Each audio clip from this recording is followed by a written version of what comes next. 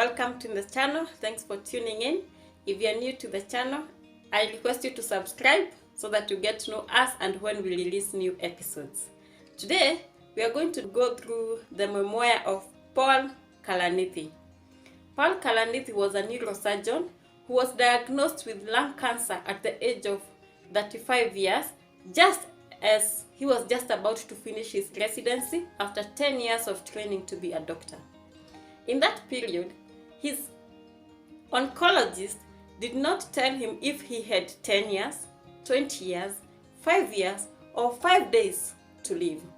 Although she told him that he had advanced stage 4 cancer and it was unlikely that he was going to recover, Paul Kalanidi didn't know what next. And so as he searched, he's a man who used to love writing. His memoir was the search of what is the real meaning of life. What is the real meaning of life? He knew how to live when death was something at the back of the mind, but the date was not anywhere close. He knew how to spend time when he didn't know when to die. But how about now, when the doctors had given him the decision that he was not going to live for long? How was he going to live? So about the book, it was published by random publishers, and it was published posthumously, meaning that it was published when he was already dead, 10 months after he died. The book was published in 2015 after he died, as I mentioned. So he started writing his book exactly 3 months after he was diagnosed with stage 4 lung cancer. So who was Paul Kalanidi? Paul Kalanidi was born in India. He had a mother who was a Hindu and a father who was a Christian. They moved to New York when he was only 10 years old. His father worked as a medical doctor, as a cardiologist, and his mother was a stay-at-home wife who had a master's degree in business economics. In the first few chapters, he paints a picture about his upbringing. He tells us that he missed or he suffered greatly because of the absence of his father. As I mentioned, his father was a cardiologist and much of his time was spent in medical practice, which made Paul Kalanidi, together with his 2 brothers, resent the man. On the other side, he had a mother who was a stay-at-home wife, a mother who was a very strict woman, and a mother who was devoted to ensuring that the children got the best of education. Indeed, in one of the chapters, he says that the mother ensured that they went to the most expensive schools and he pushed the dad to pay for the same. She followed up with their homework. She followed up with everything that they had to do to ensure that they were academic success. It is also in these first chapters that he paints a picture of how he grew up. He explains to us the family dynamics of what it meant to have a mother who was a Hindu and a father who was a Christian. It was interesting that his mother never wanted to call him Paul because Paul was a Christian name associated with the father's roots. And so many times she opted just to call him Kalanithi. Then he also tells us about the other side of his mother's parents. That is his grandmother, who never wanted to associate with him with anything to do with Hindu. So every time you go to the father's side or the paternal side, they never wanted to see the Hindu side of him, and the other side never wanted to see the Christian side of him. So he grew up in a mixed home, somehow with a mixed identity, but he says it is in college when he came across other kids with mixed identities that he discovered his path in life. It is also in this book, detailing about his childhood and how he grows up, that he also tells us that the family, because of the father's denomination, and knowing that India or Asians are highly patriarchal, they followed the father's side of Christianity, and he grew up a Methodist. In one of the lines, he tells us that prayers and Bible reading was a common order of the day. But when he went to university, he decided to change his stand. He says in one of the chapters that he could not find anything convincing him about Christianity and religion, and he decided to abandon the Christian faith for other beliefs. In one of the chapters, he tells us about metaphysics, which is what he believed was what could give solutions for life, and then he went into atheism. In his years later in college, he was a strong atheist, and he was the leader of the movement of atheists in the college. But then we get to find towards the end of his life, now when he's being diagnosed with cancer, advanced lung cancer, he knows that death is the next thing for him. He battled with this question: is God real? Is religion real? Is Christianity real? This is something that he struggled with, and every other day when his dad would send pastors to him to comfort him after chemotherapy, to talk with him, he always asked himself the question: is this thing for real? Does he exist? Or is this just a fallacy? Something he tells us is that he never told the father anything about his religious beliefs. It is his wife Lucy Kalanithi who disclosed to the father in his last days that Paul never believed in those things that he was saying. So in one of the chapters, allow me to read something for you. He said, I just quoted from the book. He tells us about how he became an unbeliever and how he believed more in metaphysics when he was in campus. And he says, my notion of God and Jesus had grown, to put it gently, tenuous. During my journey in atheism, the primary arsenal leveled against Christianity had been failure on empirical grounds. There was no evidence that God therefore existed, and therefore it was unreasonable to believe in something that had no proof of existence. However, we notice that just before his death, he changed his attitude, he changed his belief. And in his discussions with Lucy, I quote, he said, science holds bias against religion, and it is when I started studying science that I also started having my own bias against religion, and that bias I have come to discover is flawed. The paradox is that scientific methodology is a product of human hands and thus cannot reach some permanent truth. We build scientific theories to organize and manipulate the world, to reduce phenomena into manageable units. I quote, science is based on reproducibility and manufactured objectivity. This gives it power to generate claims about matter and energy. Science may provide the most useful ways to organize empirical reproducibility of data, but its power to do so is limited. It is predicated on its ability to grasp the most central aspect of human life. And this is something that science has not been able to address. And this is hope, fear, love, hate, beauty, envy, honor, weakness, suffering, and virtue. And those were his closing remarks. So the book gives us a journey into his belief systems, how he changed, how in his childhood he was in a mixed sort of a situation, a very influential mother, because she lived with the mother every day and the mother was influencing him to Hinduism. But then he had to adopt Christianity because Asians are patriarchal, and then abandoning Hinduism and Christianity both at the same time, then living a span of his 15 years without any belief system, and then going back to Christianity just before he died. The other theme that is covered in this book is about his education journey. He studied in 3 universities and he had 3 degrees. He studied at Yale University. This is where he did his medicine degree.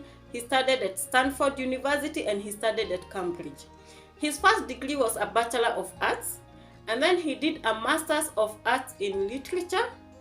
It was a Bachelor of Arts in English Literature. That was his first degree, which he did at Cambridge. Then he did a Master's of Arts in Philosophy of Science and Medicine. That was the second degree that he did at Stanford. And then he went now for his MD, that is basic degree in medicine at Yale University. And then after that is when he went to do a master's in neurosurgery or residency in neurosurgery, and he went back to Stanford for the same. So it was 3 degrees, 3 three degrees, 3 universities. And you get to discover when he's writing his book the point at which he changed his attitude towards Hinduism and Christianity was when he was doing his Masters of Arts in Philosophy of Science and Philosophy of Medicine. That is where he changed his position. But emphasis and focus is put on his experience in medical school training. This is what takes a lot of the second part of the book. He starts with telling us his experience with cadavers. Every medical student will tell you they have an experience with cadavers. Cadavers are what he has used to teach medical students anatomy, and anyone who goes to school to study medicine will come across a cadaver, which you may call a dead body. And he says that his first experience was shock. His first experience was wondering whether this is the end of it all. Seeing cadavers that were there lying naked for students to mutilate in this way and that way for them to learn is when he started asking him questions about the end of life. That is when he started asking himself questions about the soul and the life that we live. Is there a soul? What happens when these people are dead? These are questions he tells us that he would ask himself every time he would go to the anatomy lab for dissections. But he also tells us that the smell of formaldehyde, which is used to preserve the cadavers, used to stimulate his appetite. It is interesting. He tells us that every time he would leave the dissection lab, he would have a heavy starchy meal because the formaldehyde used to stimulate his appetite so much. On the contrary, I know so many people who don't take anything after going to the anatomy laboratory or the dissection laboratory as they call it in the US. They are affected so much by that smell, and some of them shed tears because it triggers the eyes, and some of them cannot even breathe properly. Some cannot eat when they remember their interactions with the cadavers. So he tells us about his experience. He also continues to tell us about his experience in residency, and this is where he paints a picture of the kind of life that medical students go through. He tells us it is during his residency that he forgave his father, who used to be absent most of the times, and he went to the dad and asked for an apology for the days that he never understood him because of his busy career. He also tells us that it is in residency in neurosurgery where he ended up having a room just close to the university because even having time to bathe and time to prepare himself was a luxury. And it is during his residency that he got to admire medical students who are doing a master's in pathology.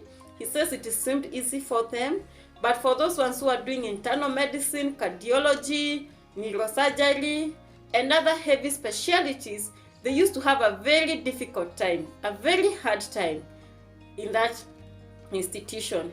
It is also in that time where he tells us about the experience with his fiancée Lucy. This is the first time that they quarreled when he was in residency, simply because he didn't have enough time for family. So you get to understand what kind of experiences that doctors do or go through, or medical students go through. And I think it's a good thing even for the laymen just to know that they need to be kind when they're handling their doctors, because the kind of training that they go through is quite intense. The kind of training that they go through is enormous, and all they would be asking for is just a little support. Remember when they were having a quarrel with Lucy? Lucy was also doing a master's degree in internal medicine. So there were two people who were going through a very difficult season in life, and they didn't know it. It's just after they finished that they discovered that there was something better or something else to come. In his education journey, he also tells us how his Bachelor of Arts in English Literature came in handy for him. He always wanted to be a writer. He always wanted to put his thoughts down, but the heavy commitments in the School of Medicine and in his journey of academia could not allow him enough time to write. But he kept asking himself, what is the nexus between English literature, philosophy, and medicine? This is a question he kept asking himself throughout his academic journey, and at the end of the book, he says that he didn't have an answer for that. So after he gives us an image of how he grew up, his belief system, and his education journey, he also paints into us a journey of what a neurosurgeon does. He gives us a few cases that he handled. He explains to us how he used to handle the patient, how he used to address the matters. And you read this book and you are like, if I had anything to do with my brain, I wish this guy would still be alive. That guy would be the one to handle your case. You know, he was so meticulous. He was so polished. He says that in neurosurgery there is no room for guesswork. There is no opportunity for you to try to be right. You have to be right, because you mess with someone's brain, even a small mistake, just a small mistake, can cost someone a fortune, can cost someone a life, a whole life that they will always live to struggle with. So that is the image he paints in part 1 and part 2 of the book. But now part 3 of the book is where now the heavy emotions are invested.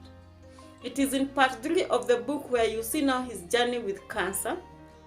He lived for 22 months. From the day he was diagnosed with advanced stage 4 cancer to the time he died, he lived 22 months. In the last part of the book is where he gives a lot of details about his experience, what cancer meant to him, what cancer meant to his family. And in this part is where he tells us a difficult decision he had to make about freezing his palms. He went to his oncologist, and when they scheduled their first chemotherapy, the oncologist asked him, do you have a plan to have children? Because chemotherapy will kill your sperms, so we need to remove them, harvest them, store them until the next time you will want to have children. And he looked at his gynecologist and asked her, is there any need of having children when you know you are dying? The oncologist could not answer that question, and she just called his wife to go and discuss if they ever needed children. And when his wife Lucy came, he asked her the same question. We know I am dying. We are trying the best, but we know I am dying. Is there any need of having a child? He doesn't tell us how they ended the conversation in that room, but he says it was one of the most difficult conversations he ever had with Lucy. The first conversation is when he disclosed to Lucy that his time has come, that now they have to part ways. And remember, they had just married. They had just married. Remember, he has just finished his residency. He has just finished his 10 years of training at the age of that 5. He marries, and then boom, he's told that now your time on earth has come. So it shattered his dreams of his career of 20 years, living with Lucy all his life. It means that now he had to imagine a new life. There is a life he had imagined before, but now he had to imagine or to reimagine a new life. So at that point, they went home and they agreed with Lucy that they were going to have a child. So they told their doctor, and the doctor said that they should first finish the few cycles of chemo. They finished, and then now Lucy went for IVF. His sperms had already been stored, and she went for 2 cycles. She conceived, and their baby was born 8 months before he died. She was called Sidi. He tells us about how weak he was, that he could not even go to visit his wife in hospital, and how happy he was when on that wheelchair the baby came and he held his baby girl on his arms. He felt so nice. He knew he's dying, he knew he's going, but he knew there was a reason that they agreed with Lucy that baby should be born. This last part, again, I say, is filled with a lot of emotions because Paul Kalanidi did not finish the book. He died before he finished writing the book. It is his wife who finished the writing of the book. And when you read the wife's experiences, what a life shared with Paul meant for them and for her, you'll be filled with a lot of emotions, unless you're a stoner. You feel how sometimes life can be taken away from our hands. It's so fast. But what I like is when Lucy admits that they had very bad moments, especially when the medical training was getting too tough for them. And he says that he's happy that Paul addressed the issue in his earlier book. I think it was chapter 10 or chapter 11. That says how heavy it was for him to separate with Lucy. And they separated because the commitments in the medical school just could not favor the family life. And that's when he came to understand why his father used to be far away most of the times. Then after you read that last part, Lucy now says how life has been for them and the daughter since their dad and the husband passed away, how she visits his grave to go and pour some wine. He says their favorite one was Mattel, and how she pours that wine to feel good and just to remember the moments that she shared with her husband. So it's a good book. I encourage you to read the book. If you're a doctor, you will get to understand what this person went through. He also quotes the experiences of other doctors who had gone ahead of him, and what a career in medicine and family means, and the sacrifices that have to be made along the way. If you're a doctor, you also get to understand, especially if you love neurosurgery or you are already doing neurosurgery, he details and explains a lot of experiences. And when you read it, maybe your eyes will be opened up and you'll get to know how to add more value to your patients and also to the people that depend on you. If you're not a doctor, this book will help you answer the question of what is the real meaning of life. Yes, you could have meaning and purpose when you don't know when you will die. When you know you will die at 85, 96, or whatever age. But how about when you have been given the verdict that your days to die are very soon? What will be the real meaning of life? You will understand, or you will see how Paul lived his life when he knew the end has come, even before he actualized his dream of becoming a well and a renowned neurosurgeon. It's a nice book for widows, people who have individuals who have been left by their spouses. You get to see Lucy at the end of the book is detailing how she lives her life, what every day means for her, and the lessons that she learned from her husband. On a scale of 1 to 10, I would give this book 6. It's a good book. I like it. And I was reading this book the second time. The reason I will not give it a very high score is because of the foreword, yeah? This guy who writes his foreword first starts by saying that he didn't know who was Paul Kalaniti. I'm like, how would you write a book for someone that you didn't know? But then in the middle, he says that they had some email correspondence. And it is in the email correspondence that Paul Kalanidi explained why he's doing what he's doing, that sometimes he's not even able to type on the computer and he's trying to use his hand, which is worse because he's too sick with cancer. And then at the end of it, he says that he's doing that, or he's offering that because he believes that everyone should put meaning to their lives, regardless of whether they know when they are dying or if they don't know when they are dying. So I felt that was bad. Maybe he should have started by saying that there was a lot of email correspondence and he's doing that because of the communication they had with Paul when he was still alive. Or maybe he would have been the one to write the afterthought and then Lucy does the forward. That was my feel. The other thing you notice that even though Paul had a BA in English literature, the writing of the wife tends to be better than Paul's. And I felt that it would have been better to recognize the wife as a co-author and not just Paul. They just write that the author is Paul Kalaniti. They should have written Paul and Lucy Kalanidi because she writes a lot of pages at the back, and the last part, which is what was done by Lucy, is what you get to understand more. She is able to connect to the audience in a language that is easy. Paul writes in scientific language. Actually, the level of difficulty in the Paul's work is about 8. You really need to be someone who reads a lot of books to understand what he says. But if that is the first book you are picking when you decide to be a reader, it may be difficult for you. But Lucy writes in a very easy language, using a lot of metaphors, which makes it easy to connect with the audience, yeah?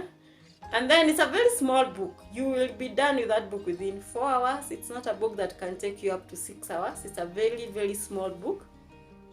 I encourage you to read it. I would like to hear your thoughts about it. It was a bestseller for a whole 3 years.